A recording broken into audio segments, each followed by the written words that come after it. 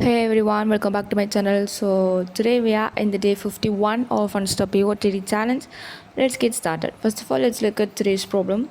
You are given an NNDM grid. Each cell has a color which is from A to Z. Any letters can be in any cell. And we have to start from the top left and we have to reach the bottom right. So you can move only right or down. This is the direction they have mentioned. Also, when we traverse, these letters will together form a string of colors. You must count how many distinct color strings are possible. So here is the key point.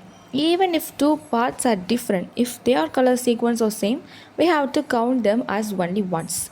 So here our key point is we are counting only unique strings, not the path.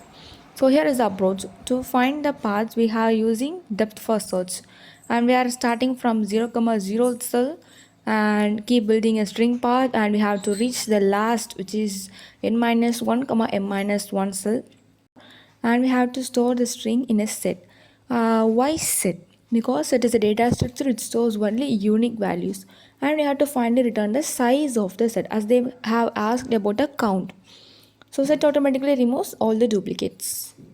So let's look at the dry run. First of all, we have an input which is 2. This is the n value, m value, and we have given that 2 into 2 grid form. First of all, we are starting from right A to B and right to down, so B to D. And we have get a string as ABD. And in the second, we are moving down and then right, so ACD. So here these two are different. They are unique, right? So we have to take consider both and we have to return the answers too. For example, if we got these answers A, B, D, the both are 1. Then we have to return the count as 1. So here is a Python code, and in their question at the last they have mentioned we have to return the answer as length of that value percentage mod. So the mod value is be given in the code editor, and we are writing our code inside the function. So here they pass the n, m and grid values. So first of all, we are returning the value which are unique. So we need a set data structure. So I'm creating a variable result is equal to set of. And for traversing, I'm using depth for search. So I'm writing a new function for this traversal. So def DFS of ij path. So first of all, while traversing, I will store all the letters, each and every character. So path plus equal to grid of ij. And next of all, if I reach the destination, which is I is equal to n minus 1 and j is equal to minus 1, I will add that path string values to the result and I will return it. Or else, if I am in anywhere and going to traverse next, I will check this condition. If j plus 1 less than m, if so, I will traverse on that DFS path. Or if I'm going to move on, I will check if I plus 1 is less than n. If so, I will traverse again.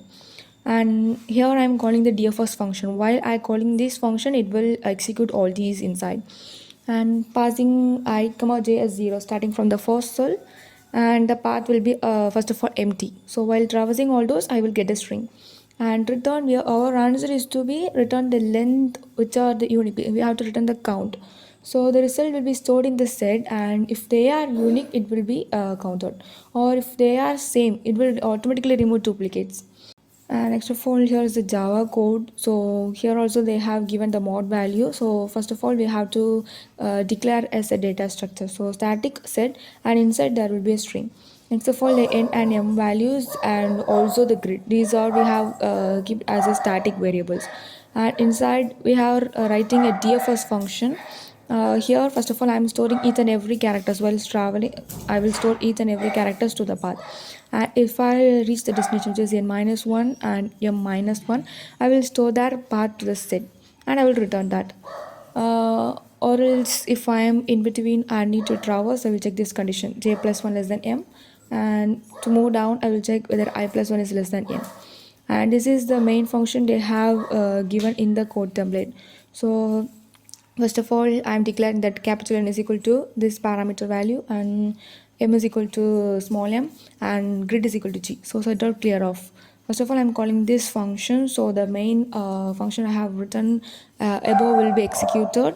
After I am returning the size of set, which I have stored all those traveling path to that set. So it will store only unique values and duplicates will be automatically removed, and the size of function will return the count and I'm giving a percentage more. So if you have any doubts, please comment in the comment section below. See you in the next video. Thank you for watching.